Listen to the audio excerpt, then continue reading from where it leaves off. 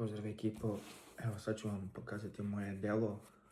Ovdje sam crtao na ove, vidite, papir Fabriano sa ovim unibalom. Evo ga tu. Čekajte, ovako, evo ga tu. Evo ga vidite, mislim da se vidi dobro. Evo ga. I sa ovim, jako sam zadovoljan, interesantnim markerima Posca. Evo ga tu. Imam ih još moja, a sad ću da vam pokažem moje art delo.